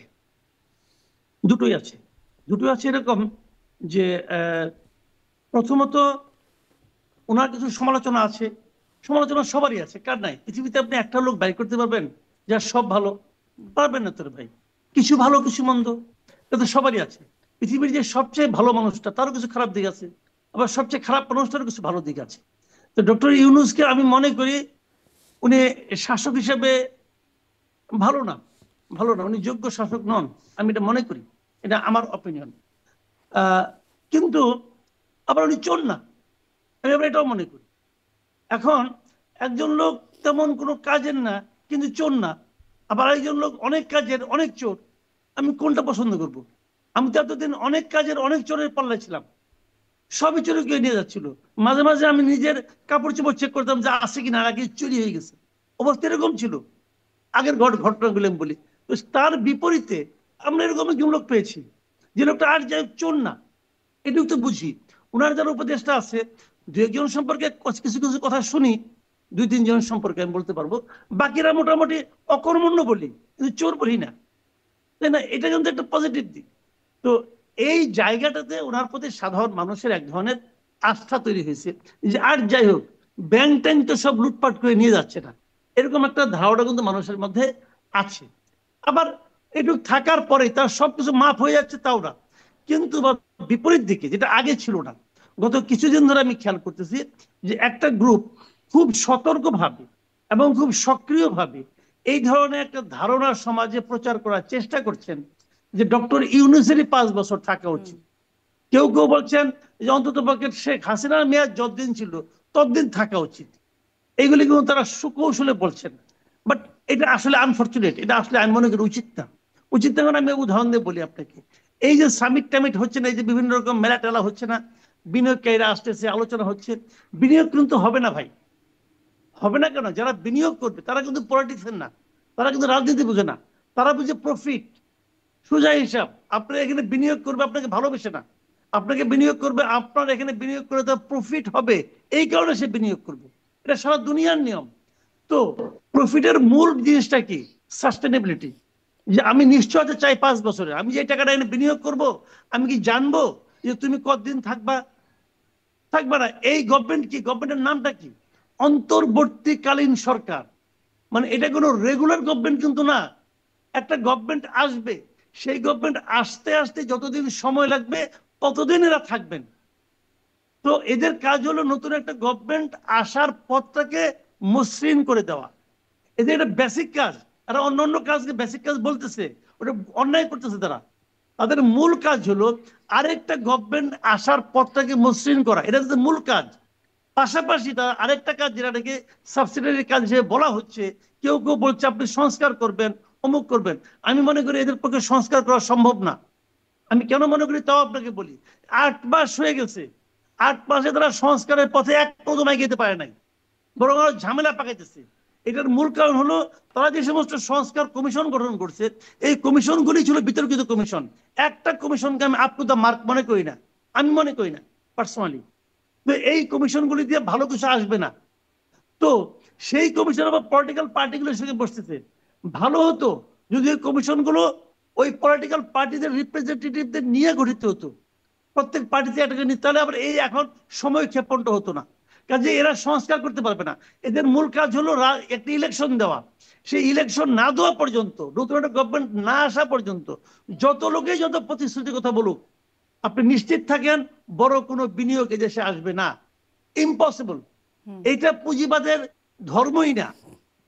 পুঁজিটা তারা সেখানেই বিনিয়োগ করবে যেখান থেকে তার রিটার্নটা তার কনফার্ম হবে। এই একটা অনিশ্চিত সরকারের অধীনে তারা এটা করবে না। যে কারণে তাদের এই যে প্রচারণাটা 5 বছর চাই, এটা বেসিক্যালি করতেছেন ওই পিনাকি সাহেব। উনি তো ঘোষণায় দিয়ে নামছেন যে এই গভর্নমেন্টকে 5 বছর রাখতে হবে। আবার হাইপোথিসিস দিয়েছেন, এর মধ্যে তারেক রহমানকে কেমন করে ঢুকাবেন, সব দল থেকে একজন দুজনকে নিবেন, নিলে আমাদের ফুয়াদ ভাই হইতে পারবেন একজন উপদেষ্টা। সেক্ষেত্রে আমরা খুশি যে আমাদের ক্লোজ একজন লোক হলো, অসুবিধা নাই। কিন্তু আমি মনে করি ওই থিওরি ভাই হবে না, ওই থিওরি দেশের মানুষ খাবে না। ওই পিনাকি সাহেবের উর্বর মস্তিষ্ক থেকে আসতে পারে, বাট ওইটা বাস্তবে ওটার কোনো বেল আছে বলে আমি মনে করি না। ওনার কিছু ভক্ত বালক আছে, ওই ভক্ত বালকরা ওনার জন্য জানে মানে জান দিয়ে দিবে, এটা নিয়ে আলোচনা করবে, কিন্তু বাস্তবে এটা হয় না। একটা অনির্বাচিত সরকার 5 বছর থাকবে, এটা কোনো সুস্থ সমাজের ক্যারেক্টার হতে পারে না। মানে এর আগে ১-১১ সরকার ২ বছর ছিল, এবারে সেটাও তো একটা বিষয় ছিল, ৩ মাসের জায়গায় ২ বছর এসে থাকলো। ১-১১ সরকার নিয়ে এখন আপনি প্রশংসা করে এরকম 2 জন লোক খুঁজে বের করতে পারবেন? তাহলে ডক্টর ইউনূস কি সেই পরিণতিকে ইনভাইট করবেন? আমার মনে হয় উনি অত মূর্খ এখন হন নাই। জি ব্যারিস্টার ফুয়াদ, ডক্টর ইউনূসকে সেই পরিণতিকে ইনভাইট করবেন? আমার কাছে মনে হচ্ছে না। কারণ হচ্ছে যে দুইটা কারণে। একটা হলো যে আপনার উনি কিন্তু শুরু থেকে নির্বাচনের মেয়াদ সম্পর্কে একই কথা বলছেন। ডিসেম্বর থেকে জুন, মার্চ, 2 মাস, 6 মাস যাই বেড়েছে, মোটা দাগে এটা পরিবর্তন হয় নাই। আর দ্বিতীয়ত হচ্ছে প্রফেসর ইউনূস ওনার জীবদ্দশার একদম শেষ প্রান্তে চলে এসেছেন। এই সময়টাতে ওনার যে গ্লোবাল ইমেজ আছে, সেই ইমেজটা উনি কম্প্রোমাইজ করবেন বলে আমার কাছে মনে হচ্ছে না। কারণ হচ্ছে যে সারা দুনিয়াতে ওনাকে যেভাবে চেনে, সারা দুনিয়াতে উনি একই কথা বলছেন, নির্বাচন, ট্রান্সফরমেশন, এগুলো নিয়ে। তো এই জায়গাতে এখন পর্যন্ত ওনাকে সাসপেক্ট করবো, ওনাকে সন্দেহ করবার মতো কোনো উপকরণ আমি দেখতে পাচ্ছি না। বাট প্রত্যাশা তো ডিফারেন্ট জিনিস। ধরেন রাজনৈতিক দলগুলোর কেউ কেউ বলছে যে ইমিডিয়েটলি নির্বাচন চাই, আবার রাজনৈতিক দলের একটা অংশ চাচ্ছে যে আগে সংস্কার হোক, বিচার হোক, তারপর নির্বাচনের আলাপ তুলতে হবে। ফাইন, কোনো সমস্যা নাই। এই আলোচনাগুলো পলিটিক্যাল পার্টির যার যার রাজনীতির জায়গা থেকে, নিজস্ব রাজনীতি আছে সবার, সবার রাজনীতির জায়গা থেকে সে করবে। তো সেখানে এখন পর্যন্ত অন্তর্বর্তীকালীন সরকারের আপনার উদ্দেশ্য, লক্ষ্যকে অথবা মেয়াদকে সন্দেহ করবার মতো কোনো জিনিস আমি দেখতে পাচ্ছি না।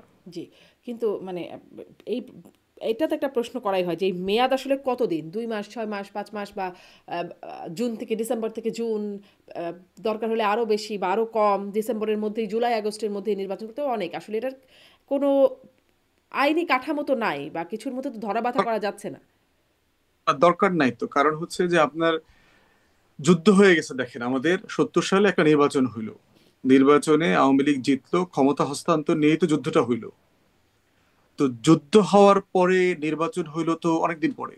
72 সালে তো নির্বাচন হয়নি, 73 সালের মার্চে গিয়ে নির্বাচন হয়েছে। তো এখন 70 নভেম্বর থেকে শুরু করে মার্চ পর্যন্ত, মার্চের এই সময়টা তাহলে কিভাবে চললো, কিসের ভিত্তিতে চললো? একটা অন্য দেশের লিগ্যাল ফ্রেমওয়ার্কে আপনার পাকিস্তান রাষ্ট্রের এমপিরা কি বাংলাদেশ রাষ্ট্র চালাইতে পারে কিনা? তো এখন এই আলোচনা তো প্রয়োজন নাই, কারণ যুদ্ধ ইজ সেলফ এ ম্যান্ডেট, গণ অভ্যুত্থান ইজ সেলফ এ ম্যান্ডেট। এই ম্যান্ডেটের একমাত্র কাজের জায়গা হচ্ছে আপনি কন্টিনিউ কনসাল্ট করবেন, স্টেক হোল্ডারদের সাথে কথা বলবেন, পরামর্শ করবেন, পাবলিক মুডকে সম্মান করবেন, আমলে নেবেন, নিয়ে আপনি ইলেকশনে চলে যাবেন। জি তো এই জন্য হচ্ছে এখানে কোনো দ্বন্দ্ব ঝামেলা দেখতে পাচ্ছি না। জি আর কিন্তু ওই যে মানে এনসিপির একজন গুরুত্বপূর্ণ নেতা সার্জিস আলম, তিনি বলছেন ৫ বছর দেখতে চান, তার আকাঙ্ক্ষা, সেই বিষয়টি ব্যক্ত করছেন। আপনার এরকম কি কোনো আকাঙ্ক্ষা আছে ব্যারিস্টার ফুয়াদ? আপনিও রাজনৈতিক দলের গুরুত্বপূর্ণ একজন নেতা। আমাদের দলের পক্ষ থেকে আমরা যেটা শুরু থেকেই বলেছি যে আপনার 18 মাস থেকে 24 মাসের কথা বলেছি, শুরু থেকে, আগস্ট থেকে ধরেন ওইটাই, এবং ওইটাই পরবর্তীতে আপনার ওই ফ্রেমওয়ার্কই সরকার ঘোষণা করেছে 2 বছর, যেটাকে ধরেন সর্বোচ্চ। আমরা বোধ করছি এটার ভিতরেই ইলেকটেড গভর্নমেন্টের কাছে ক্ষমতা চলে যাওয়া দরকার।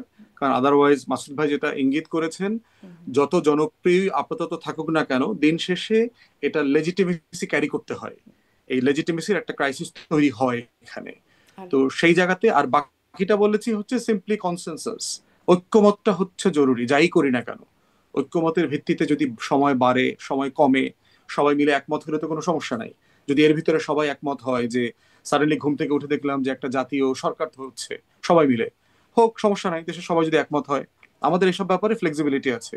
আমরা বলেছি জাতীয় ঐক্য এবং একমত, এই দুইটা জিনিস আমাদের কাছে গুরুত্বপূর্ণ। জি, আসবো। এই ঐক্যমত কমিশনও আসলে কি করছে সেটা নিয়ে একটু কথা বলবো, কিন্তু মাসুদ কামাল আরেকটা প্রশ্ন তুললেন যে সংস্কার আসলে এই সরকার করতে পারবে না। ৮ মাসে কি করলেন মানে ডক্টর ইউনূসের সরকার কি করলো ৮ মাসে? কোনো সংস্কার কিছু হয়েছে? 8 মাসের এই সরকার অসাধারণ কিছু কাজ করে ফেলেছে। প্রথম কাজ হচ্ছে যে বাংলাদেশে এখন কোনো মাফিয়া স্টাইল ফ্যাসিবাদী শাসন ব্যবস্থা নাই।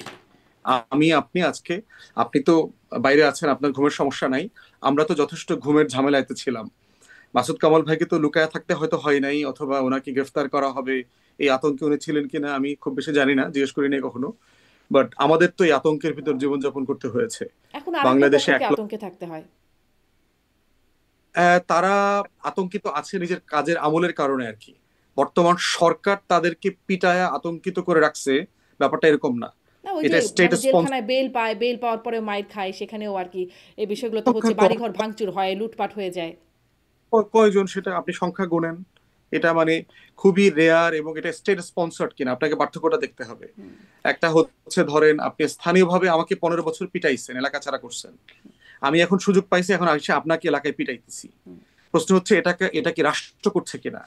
কিন্তু গত 16 বছরে যে জুলুমের শিকার আমরা হয়েছি সেটা হচ্ছে স্টেট স্পন্সার্ড হ্যারাসমেন্ট, যেটা রাষ্ট্র ডিজিএফআই দিয়ে, এনএসআই দিয়ে, পুলিশ দিয়ে, র্যাব দিয়ে, বিজিবি দিয়ে, এসবি দিয়ে, ডিবি দিয়ে, আয়নাঘর দিয়ে কন্টিনিউ আমাদেরকে চেস করছে, কিন্তু কন্টিনিউ মানে চেস মানুষের করেছে। জীবনে পার্থক্যটা কি? আমি আসলে এই জন্য এইভাবে প্রশ্নটা করতে চাই যে তখন আসলে মানে সাধারণ গুন্ডা পান্ডার বদলে রাষ্ট্রীয় গুন্ডা পান্ডা কাজ করেছে, এখন রাষ্ট্রীয় গুন্ডা পান্ডারা চুপ আছে, সাধারণ গুন্ডা পান্ডারা কাজ করছে, মানুষের জীবনে ইম্প্যাক্টটা তো মানে পড়ছেই। একটা বিষয় হলো দেখেন, এলাকাতে আওয়ামী লীগ তো নাই, পলাতক তো, নিজ নিজ দায়িত্বে পালিয়ে চলে গেছে। আমি 5 দিন আপনার বরিশালে ছিলাম, আমি তো এলাকায় গিয়ে শুনলাম কোন আওয়ামী লীগের লোকজন তো এলাকাতে নাই। তাহলে আপনি যে তার উপরে গুন্ডামিটা করবেন সেটা তো নাই, সে নিজ দায়িত্বে পালিয়ে চলে গেছে। এটা তো একটা ফান্ডামেন্টাল ডিফারেন্স, যে 14 বছর 15 বছরে আমরা তো কোথাও পালায়া যেতে চাই নাই, আমরা এই যে এলাকাতে ছিলাম। কদিন আগেও দেখলাম একটা ঘটনা, স্থানীয় আওয়ামী লীগের কি যেন একটা পদে তিনি আছেন, সেখানে বা ছাত্রলীগের পদে বিএনপির যুবদল, বিএনপির লোকজন গিয়ে সেখানে হামলা করলো, উপদেষ্টা মাহফুজ আলমের বাবা সেটার থামাতে গিয়ে সেখানে তিনিও আহত হলেন। আসলে সেই আওয়ামী লীগ বা ছাত্রলীগের নেতা, তিনি তার ভাতিজা হন। এই হচ্ছে অবস্থা। মানে এইরকম ঘটনা যদি সেখানে উপদেষ্টা মাহফুজ আলমের বাবা না হয়ে সাধারণ একজন মানুষের বাবা হতো, সাধারণ একজন মানুষ হতো, তাহলে আসলে কিছুই হতো না। এখন হয়তো আলোচনায় আসতে পরে দুঃখ প্রকাশও করা হচ্ছে, মানে এই ঘটনাগুলো তো ঘটছেই। আর একটু আগেও যেটি মাসুদ কামাল বলছেন 32 নাম্বার ভাঙচুর, বা যে কথাগুলো আমরাই আলোচনার মধ্যে আসছিলাম, হচ্ছে তো। বাংলাদেশে যা যা হওয়া উচিত ছিল তার 5%ও হয়নি ইনফ্যাক্ট। আমি পৃথিবীর 100-র উপরে গণ অভ্যুত্থানের ইতিহাস পড়েছি। আপনি যদি শুধু গণ অভ্যুত্থান পরবর্তী কোনো চ্যাপ্টার আলোচনা করতে চান, সেটা আপনার সাথে একদিন এক্সক্লুসিভলি কথা বলবো, যে পৃথিবীতে শুধু গণ অভ্যুত্থানের পরে কি কি হয়েছে, তার 1% ঘটনাও বাংলাদেশে ঘটে নাই। যা যা হওয়া উচিত ছিল বাংলাদেশে, সেই জায়গাতে মাথায় রাখতে হবে যে মানে আপনি মনে করছেন এগুলো রাষ্ট্র, উচিত ছিল, এগুলো হওয়া? মানে গণ অভ্যুত্থানের পরবর্তীতে যা হয় এটাই বাস্তবতা, এটাই সারা দুনিয়ার একটা রিয়েলিটি। এইটাকে বলে ইমানসিপেটরি ভায়োলেন্স। মুক্তির একটা সহিংসতা আছে মানুষের সোসাইটিতে। আপনি শুধু প্যাসিফিস্ট আইডিয়াতে তো একটা সমাজ চলে না, একটা সমাজে ইমানসিপেটরি ভায়োলেন্স লাগে। যুদ্ধের সময় মুক্তিবাহিনীর লোকরা কি মানুষ মারে নাই? মুক্তিযোদ্ধারা কি লোক হত্যা করে নাই? তারা কি বিভিন্ন জায়গাতে গিয়ে বাড়ি জ্বালায় দেয় নাই? তারা পাকিস্তানিদের ক্যাম্পে গিয়ে সৈন্যদেরকে পোড়ায় মারে নাই? তারা পাকিস্তানি বিহারি মেয়েদেরকে হত্যা করে ধর্ষণ করে নাই? করছে তো। এখন প্রশ্ন হচ্ছে, হিউম্যান সিভিলাইজেশনের এই নেচারকে আপনি ইগনোর করে একটা গণ অভ্যুত্থান পরবর্তীতে একটা শান্তিপ্রিয় সমাজের ন্যারেটিভ আলোচনা করাটা এটা অন্যায্য হবে। প্রশ্ন হচ্ছে, আপনাকে বিবেচনা করতে হবে যে যুদ্ধ যা হওয়া দরকার, যুদ্ধের সময় যা যা হয় সেই তুলনায় কি হয়েছে। সারা দুনিয়ার গণ অভ্যুত্থানের পরবর্তী রিয়েলিটিতে যা যা হয়, যা যা হওয়ার কথা ছিল, তার তুলনায় বাংলাদেশে কি হয়েছে? বাংলাদেশে তার 1% হয়নি। অতএব সেই জায়গাতে বারবার এই আলাপটা তোলাটা হচ্ছে, এটাকে আমি ইন্ডিয়ান লেড স্পন্সার ডিসকোর্স মনে করি। যে এখনো এটা হচ্ছে, হবিটা হবে তো, এটা তো বললাম যে 5% হয় নাই গণ অভ্যুত্থান পরবর্তী রিয়েলিটিতে। সরকারের অবদানের কথা জি। বলছেন, এই সরকার আওয়ামী লীগ চলে যাওয়ার পরে দুইটা ঘটনা, বড় ঘটনা হওয়ার কথা ছিল। বাংলাদেশে একটা দুর্ভিক্ষ হওয়ার কথা ছিল, একটা গৃহযুদ্ধ হওয়ার কথা ছিল, তার কোনোটা হয় নাই। এই সরকারের সবচেয়ে বড় অবদান হচ্ছে বাংলাদেশকে একটা সেফ ল্যান্ডিং এর দিকে নিয়ে গেছে সে। বাংলাদেশে যে পরিমাণ ব্যাংক ডাকাতি হয়েছে, আমার ট্রেজারি খালি হয়ে গেছে, সেখান থেকে বাংলাদেশের ইতিহাসে সবচেয়ে বেশি রেমিটেন্স আসছে গত মাসে, $3.29 বিলিয়ন। এবং ইকোনমিস্টরা বলছে যদি এই কোর্স অনগো করে, ডিসেম্বর নাগাদ হয়তো এটা আমরা 35-40 বিলিয়নে আমরা চলে যাব। আমাদের এখন রিজার্ভ 25-26-এ চলে গেছে। আমাদের অ্যাচিভমেন্ট কি? অ্যাচিভমেন্ট কিন্তু লুটপাট বন্ধ হয়ে গেছে। অন অ্যাভারেজ বাংলাদেশে প্রতিদিন গত 16 বছরে 2500-3000 কোটি টাকা চুরি হয়েছে। বাংলাদেশে 7 মাসে হাজার হাজার কোটি টাকা ব্যাংক থেকে চুরি হয়ে যায় নাই। কি হয়েছে? আমাদের অর্থনীতি গেট ব্যাক করছে খুবই স্লোলি, খুবই স্লোলি, কিন্তু আমার ইকোনমি একটা সিচুয়েশনে দাঁড়াচ্ছে। বড় যেটা হয়েছে, আমার একটা গণতান্ত্রিক মূল্যবোধের কালচার তৈরি হচ্ছে। আমরা কথা বলছি, সমালোচনা করছি, দ্বিমত করছি। মাসুদ ভাই যে কণ্ঠে কথা বলছেন, 16 বছরে এই কণ্ঠের অবস্থা কি ছিল? আমাদেরকে কেউ টকশোতে ডেকেছে? একটা টকশো তো করি নাই গত 5 বছরে আওয়ামী লীগের, যে 5 বছরে আমি বাংলাদেশে রাজনীতি করছি। এখনো তো জাতীয় আপনার মানে কাছে বাংলাদেশের ন্যাশনাল টেলিভিশনগুলোতে আওয়ামী লীগের কেউ নাই। হ্যাঁ, এখন তো তাকে পাওয়া যাচ্ছে না। আমি ইনভাইট করেছি, আমি জিজ্ঞেস করেছি, বলছে আমরা ফোনে কাউকে পাচ্ছি না। আমি ইনভাইট করেছি, আমি বলেছি যে আপনাদের আওয়ামী লীগের লোকদেরকে ডাকেন না কেন? টকশোওয়ালারা বলেছে সিম্পলি তাদেরকে ফোনে পাওয়া যাচ্ছে না, যাদেরকে পাওয়া যাচ্ছে তারা নদীর ওই পারে। তো নদীর ওই পার থেকে তো আপনি স্টুডিওতে এসে টকশো করতে পারবেন না, সবার তো অনলাইনের জুম যুগ, এখন ফ্যাসিলিটি অনেকেই অনলাইনে কানেক্টেড হন। না। সব টকশোতে এটা করতে পারছে না। হুম। এই জন্য এই সরকারের অসম্ভব কিছু গুণাবলী আছে। শুধু সিম্পলি 2-4টা বিচ্ছিন্ন ঘটনা গণ অভ্যুত্থানের পরবর্তী বারবার টেনে এনে আমি এই অ্যাচিভমেন্টগুলোকে ছোট করাকে, এটা কোনোভাবেই আমাদের জন্য মানে ন্যায্য ওই হবে না। ঘটনাগুলো টেনে আনলে অ্যাচিভমেন্ট কেন ছোট হয়? এই ঘটনা যদি বিচ্ছিন্ন ঘটনা হয়, সেই ঘটনা নিয়ে আলোচনার কেন জায়গা থাকবে না? আমি মাসুদ কামালকেও একটু এ প্রসঙ্গে শুনি। এটা কি মানে এটাই স্বাভাবিক, যেই ভায়োলেন্সগুলো হয়েছে বা হচ্ছে সেটা স্বাভাবিক, এই ঘটনাগুলো তুলে আনলে সরকারি অ্যাচিভমেন্টকে খাটো করে দেখা হয় কিনা, এবং এটা ইন্ডিয়ান প্রপাগান্ডা কিনা? এখানে আমি ফজল ভাইয়ের সঙ্গে একটু দ্বিমত পোষণ করি। সেটা হলো কি বড় একটা গণ অভ্যুত্থান, বিপ্লব বলেন, তারপরে এই ধরনের ঘটনা ঘটতে পারে, কিন্তু কতদিন ঘটবে? দেখেন, 5 তারিখে শেখ হাসিনা পালিয়ে গেলেন, 8 তারিখে ইউনূস সরকার দায়িত্ব নিলেন। আচ্ছা, ইউনূস সাহেবের দায়িত্ব নেওয়ার দরকারটা কি ছিল? 6-7 দেশ চলে নাই? চলছে তো। 8 তারিখে একটা সরকার হওয়ার দরকারটা কি ছিল? দরকার ছিল এই কারণে যে যদি সরকারটা না হতো, তাহলে এই আশঙ্কা করা যায় যে এরকম মানে ভায়োলেন্স হতে পারতো অনেক বেশি। সেগুলোকে থামানোর জন্য, যে একটা সিস্টেমের মধ্যে আনার জন্য একটা সরকার হওয়ার দরকার ছিল, এবং সেই কাজটা হয়েছে। হওয়ার পর তারপর আপনি কতদিন পর্যন্ত এটাকে আপনি করবেন, মানে আপনাকে এটাকে আপনি অ্যালাউ করবেন? ততদিন পর্যন্ত দেখেন, হতে পারে, কিন্তু এখনো হতে পারে, মব হতে পারে, কিন্তু সরকারের দায়িত্বটা কি? সরকার হয়তো সব মব ফেরাতে পারবে না, কিন্তু মব হয়ে যাওয়ার পর যারা এর জন্য দায়ী তাদেরকে বিচারের আওতায় আনা তো সরকারের দায়িত্ব। আমি এই জায়গাটুকুতে ফওয়াদ ভাইয়ের সঙ্গে দ্বিমত পোষণ করি, যে একটা ঘটনা ঘটে গেল হয়তো তাৎক্ষণিক মানুষের উত্তেজনার কারণে ঘটে গেল, সরকার না করলো, যে তোমরা ঘটিও না, তারপরেও ঘটে গেল। কিন্তু যারা ঘটালো তাদেরকে তো আইনের আওতায় আনতে হবে। দেশে তো একটা আইন বলবৎ আছে। তারা আপনি কাজ করেন, সমস্ত আদালত বন্ধ করে দেন, যে আইন টাইন কিছু নাই, করো সবাই। তদন্ত করবেন না? তো আইনটা যে আছে এবং সে আইনটা যে কার্যকর আছে, সেটা আপনাকে প্রমাণ করতে হবে না? আপনি কিভাবে প্রমাণ করবেন? যারা এই মবটা ঘটিয়েছে তাদেরকে আপনার আইনের আওতায় আনতে হবে। আনতে পেরেছেন? যখন না আনবেন, তখন এটা কি মানুষের মধ্যে কি বার্তা দেবে? বার্তা দেবে হলো যে এটা ঘটনা ঘটানো যায়, আওয়ামী লীগ পেলেই মারা যায় না। আওয়ামী লীগ পেলে মারা যায় না ভাই। আওয়ামী লীগ পেলে বিচার করা যায়, মারা যায় না। আপনি বিচারক নন, আপনি মারতে পারেন না, কিন্তু সেই মারাটাকে যদি আপনি অ্যালাউ করেন, তাহলে আরেকদিন মারবে, জি, পরশুদিন মারবে, তারপর একদমই। একজন আমার সাধারণ মানুষকে মারবে। জি, আমার এই কথাটা মনে পড়ে। আমি যখন স্টুডিওতে কথা বলতাম, অনেক সময় ছাত্রলীগের কারোর সাথে কথা হলে জিজ্ঞাসা করতাম, এই প্রশ্নটা আমি একটা একটা কমন প্রশ্ন করতাম যে, শিবির হলেই মারতে হবে, এই দায়িত্বটা আপনাদেরকে কে দিয়েছে? তো এখনো আসলে এরকম একটা প্রশ্ন জাগে যে আওয়ামী লীগ হলে তাদের বা ছাত্রলীগ হলে তাদেরকে মারতে হবে রাস্তায় পেলে, এই দায়িত্বটা আসলে কারা পাচ্ছেন বা কেন পাচ্ছেন? আমি আসলে এটা কাউকে দেয় নাই। এবং এইটা একটা বিষয় হচ্ছে, একটা হলো যে একটা ঘটনা ঘটছে, আর একটা হচ্ছে এটা সিস্টেম্যাটিক কিনা, এটা স্টেট প্রভোক করছে কিনা, স্টেট এটাকে এনকারেজ করছে কিনা। স্টেট ডিসকারেজ যেভাবে যদি না হাসিনা, করে তাহলে কি বলবেন? না না, স্টেট তো নট অনলি এনকারেজ।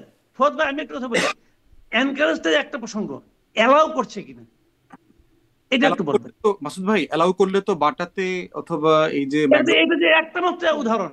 শেষ। এখন তার তার সক্ষমতাও দেখতে হবে। এই রাষ্ট্রের সক্ষমতা কিন্তু 16 বছরে কমে গেছে। আপনার পুলিশ প্রশাসন তো ভেঙে পড়েছে, আমাদের আর্ম ফোর্সেস গোয়েন্দা সংস্থা ভেঙে পড়েছে।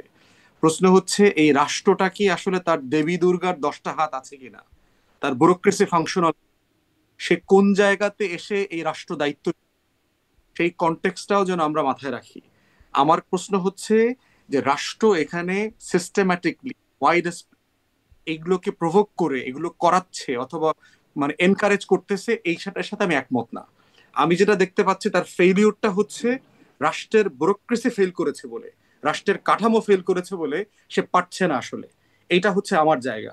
আমি পুলিশে দেখেছি, আমি বিভিন্ন জায়গাতে যখন জেলায় যাই, আমি পুলিশ প্রশাসনের সাথে বসি, ডিসি এসপির সাথে বসি, স্থানীয় প্রশাসনকে বোঝার চেষ্টা করি, সিম্পলি কাঠামো ভেঙে পড়েছে। আপনার একটা বিশাল সংখ্যক, ধরেন 20% 30% পুলিশ ফোর্স নাই, রিটায়ার করেছে, কিন্তু রিক্রুটমেন্ট নাই, কারণ ট্রেজারিতে টাকা নাই বলে রিক্রুট করতে পারছে না। যারা আছে একটা বিশাল অংশ আগের জমানার বেনিফিশিয়ারি, বাদ দিতে পারছে না। এই মোরালকে ম্যানেজ করা, এই যে একটা পাওয়ার কাঠামোর একটা ভ্যাকুয়াম তৈরি হয়েছে, এটার ফেলিওর এখানে আছে। কিন্তু এটা হচ্ছে গত রেজিমের থেকে পার্থক্য, যে রাষ্ট্র এটাকে ম্যানেজ করতে চায় না অথবা বিচার করতে চায় না। বিচার করলে তো আপনার বলে দিত, আওয়ামী লীগের কোনো নেতারা তো বেইল পাতেও না।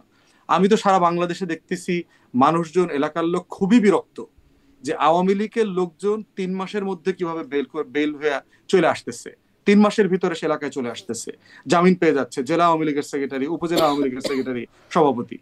এখন প্রশ্ন হচ্ছে, আমার কাছে এটা মনে হয় না এটা হলো পার্থক্যের জায়গা। আমি বলছি না যে এই সরকারের শতভাগ এখানে সফলতা আছে, কিন্তু ফেলিওরটা সরকারের সিস্টেম্যাটিক না, ফেলিওরটা সরকারের মানে একেবারে প্রভোগ করে ইচ্ছা করে এগুলো করাচ্ছে তেমনটা না, এটা আমি মনে করি। জি ব্যারিস্টার ফরহাদ, একটু এই আলোচনায় যে আরও একটা আলোচনায় একটু যেতে চাই, আমার সময় পরে পাবো না, যে প্রধান উপদেষ্টা বিভিন্ন চীন সফর গেলেন, তারপরে সে বিমস্টেক ব্যাংককে গেলেন, সেখানে গিয়ে নরেন্দ্র মোদীর সাথে বৈঠক করলেন, সামনে কাতারও যাবেন আমরা জানতে পারছি। এবং এই নরেন্দ্র মোদীর সাথে বৈঠকটা একটা খুবই ইতিবাচক, একটা দারুণ ব্যাপার, যেটাকে আমরাও খুব ইতিবাচকভাবেই উপস্থাপন করবার চেষ্টা করলাম। আমাদের প্রেস সচিব, প্রধান উপদেষ্টার প্রেস সচিব, তিনি কনস্ট্রাকটিভ, প্রোডাক্টিভ অ্যান্ড ফ্রুটফুল এই শব্দগুলো বা বিশেষণগুলো তিনি ব্যবহার করলেন। কিন্তু তারপর তিনি পোস্টও করলেন। ভারতের পক্ষ থেকে গণমাধ্যমগুলো, একদম স্বনামধন্য গণমাধ্যমগুলো, সবগুলোর মধ্যেই দেখলাম তারা বলছেন যে বাংলাদেশের ভার্সন সেটা অসত্য, ইনঅ্যাকিউরেট, মিসচিভাস, ম্যালিশিয়াস এবং এই শব্দগুলো ব্যবহার করছে, বলছে রাজনৈতিক উদ্দেশ্য প্রণোদিত। মানে আমাদের ভাবমূর্তি আসলে একটা উজ্জ্বল জায়গায় আমরা ধারণাই করছিলাম। উজ্জ্বল হলো নাকি আসলে মলিন হলো? মাসুদ কামাল, কি হলো আসলে এই বিষয়টাতে? দেখেন, আমি না এটা নিয়ে বলেছি, নিজে বহুবার বলেছি। একটা জিনিস হলো কি, আপনি একটা কিছু বলে দিলেন, এই যে আমি তো ওখানে যে মোটামুটি জয় করে এসেছি বলে দিলেন, 2 দিন পরে দেখলেন যে আপনি হেরে গেছেন। তাহলে ওই বলে ওই কয়েক ঘন্টার জন্য একটা বাহাদুরি দেখানোর দরকারটা কি? আমার কথা হলো এখানেই।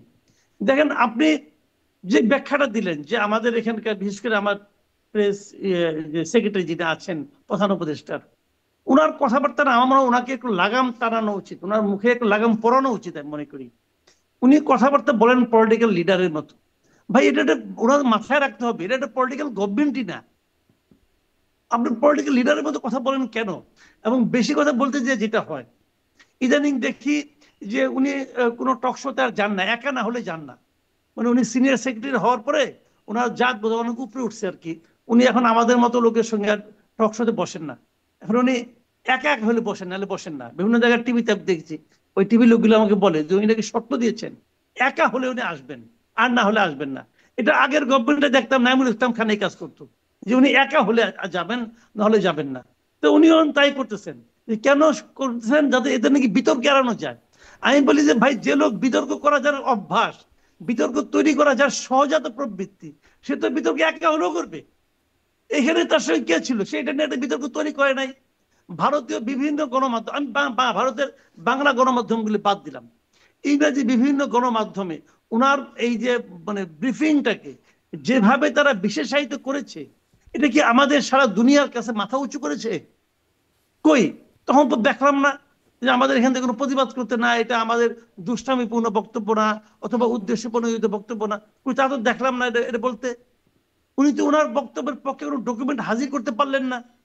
পারলেন কি? পারলেন না। তো প্রথম দিনে আমি সন্দেহ করেছিলাম যে আমার যতটুকু অভিজ্ঞতা, ভাই আমি তো টুকটাক সাংবাদিকতা করছি, প্রায় 30-35 বছর কিন্তু সাংবাদিকতা মাসুদ করছি কামাল, মানে ভাই। এই ডকুমেন্ট হাজির লেভেলের করবেন কি বৈঠকে করে? এখানে এভাবে তো কথা হয় আলোচনা না। হচ্ছে।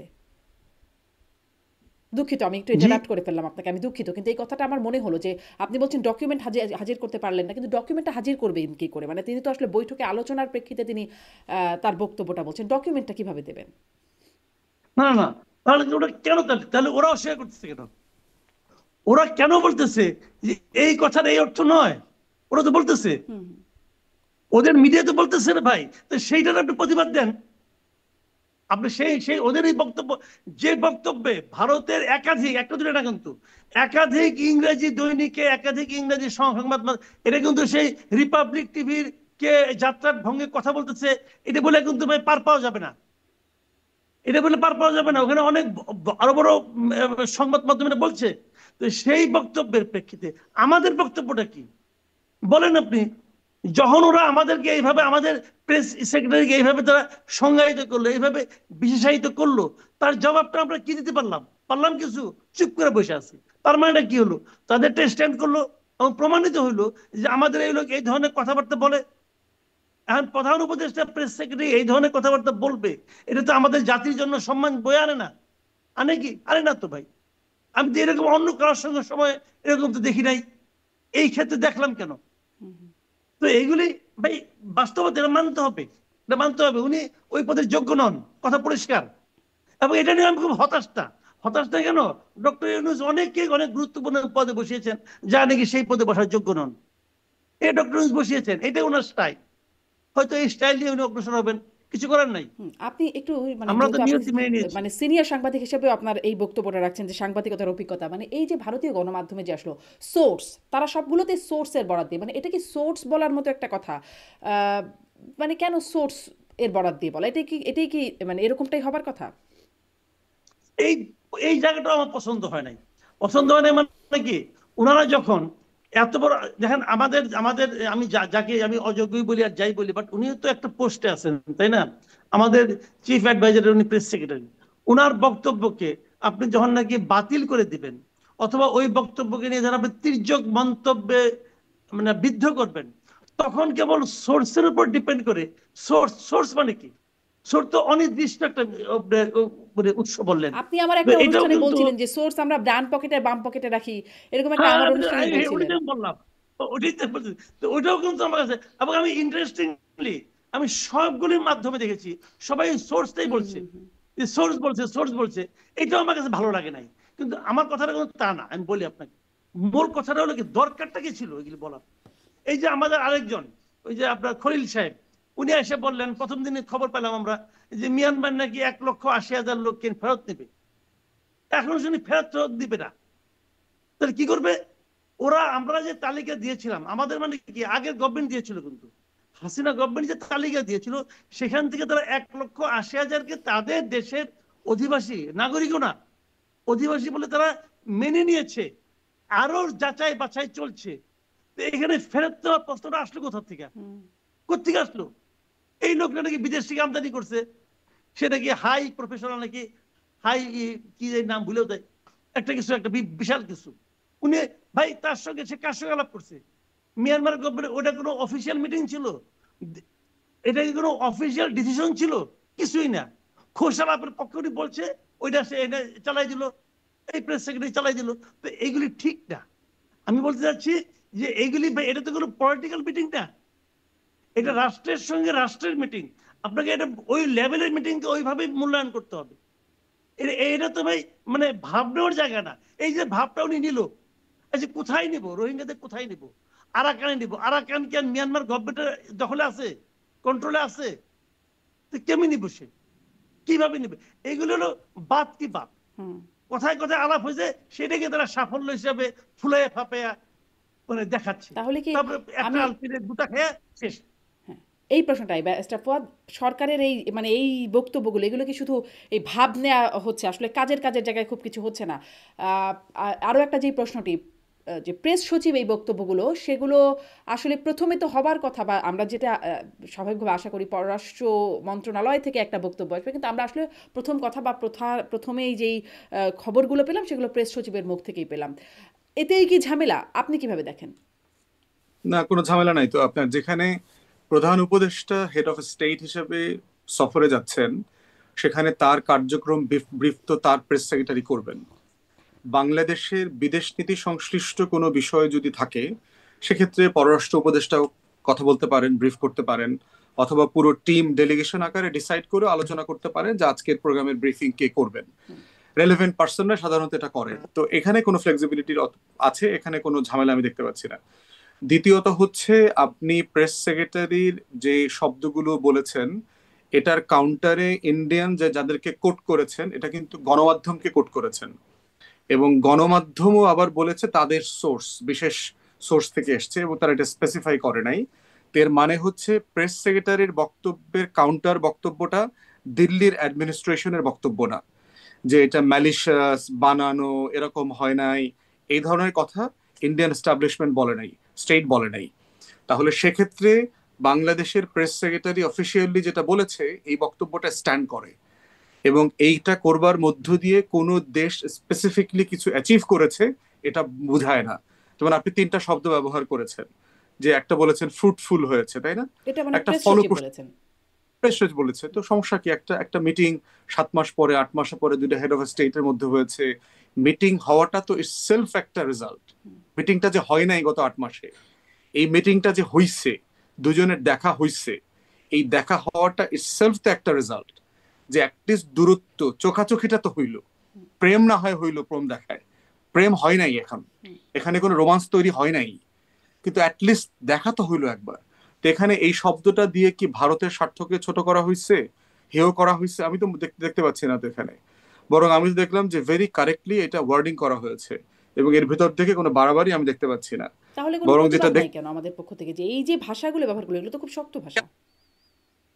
ভারতের গণমাধ্যম প্রত্যেক দিন বাংলাদেশ সম্পর্কে, আপনি যদি ভারতে এখন আমাদের যে প্রেস সেক্রেটারি আছে ভারতের অ্যাম্বাসিতে, বাংলাদেশের হাই কমিশনে, সে দেখবেন প্রত্যেক দিন ইন্ডিয়ান মিডিয়াতে বাংলাদেশ অংশে কি কি লেখা থাকে এটা একটা ব্রিফ করে, সে তার অনলাইনে দিয়ে দেয়। দেখবেন ফয়সাল মাহমুদ, সে হচ্ছে আমাদের এখানকার প্রেস সেক্রেটারি। তো সেখানে যদি আপনি দেখেন প্রত্যেক দিন বাংলাদেশকে হিউমিলিয়েট করে, ডিমিন করে, মিথ্যাচার, হুমকি ধামকি এগুলো করে। এখন গণমাধ্যমের প্রত্যেক দিনের বক্তব্য নিয়ে কি কি আপনার না, বাংলাদেশ এটা তো আর রাষ্ট্র ব্যস্ত প্রত্যেক দিনের বক্তব্য না, এটা একটা খুব ইম্পর্টেন্ট জায়গা, এবং এটি এটি ওই যে যেটি বলে মাসুদ কামাল বলছেন, এটি তো আর রিপাবলিক টিভি বা এই ধরনের টিভি না, একদম Hindustan Times, the print, credible Tribune, সব গুরুত্বপূর্ণ যেগুলো আসলে বিশ্বাসযোগ্য বলে আমরা ধরি, স্বনামধন্য সুনামধন্য, সেই কেউ নাই, ইন্ডিয়াতে কোনো মিডিয়া নাই আপা এরকম, এই একটাও নাই। বাংলাদেশ না কোনো ক্রেডিবল মিডিয়া নাই। বিকজ আমি অনেকগুলো মিডিয়াতে ইন্টারভিউ দেই তো রেগুলার, এবং আমি এখন কোথাও কথা বলি না, কারণ তারা হচ্ছে আপনাকে মিসকোট করবে, আপনার ওই গত রেজিমের সময় বিভিন্ন টেলিভিশনে নিয়ে নিয়ে আপনাকে হস্টেজ করবে, ট্র্যাপ করবে 4-5 জন মিলে এসে, এরপরে ফেক কোশ্চেন করবে, এগুলো করবে। তো এই জায়গা থেকে আমাদের প্রশ্ন হচ্ছে যে একটা রাষ্ট্র আর একটা দেশের মিডিয়া নিয়ে বক্তব্য দিতে পারে না, এটা এটা এটা নর্মস না। আপনার দেশের মিডিয়া কথা বলুক, যেটা আমাদের জাতীয় গণমাধ্যমের দায়িত্ব হচ্ছে আমার রাষ্ট্রকে রিপ্রেজেন্ট করা, আমার বিদেশ রাষ্ট্র অথবা অন্যান্য রাষ্ট্র যারা আমার ভাবমূর্তি নষ্ট করবার চেষ্টা করছে তাদেরকে নিয়ে কথা বলা। বরং দেখেন যে বেইজিং সফরের সফলতা এবং আমাদের যে ট্রেড সামিট চলছে, এর মধ্য দিয়ে আজকে ভারত কি করেছে, আমাদের সাথে যে একটা ভেরি লো প্রোফাইলের ট্রান্সশিপমেন্ট এগ্রিমেন্ট ছিল, যে বাংলাদেশ থেকে আপনার বুড়িমারি ব্যবহার করে নেপালে, বাংলা বান্দা ব্যবহার করে ভুটানে আপনার স্থলপথে ইম্পোর্ট এক্সপোর্ট করা যাইতো, এই অংশটা তারা বাতিল করে দিয়েছে আজকে। আজকে বাতিল করে দিয়েছে। কেন বাতিল করে দিয়েছে?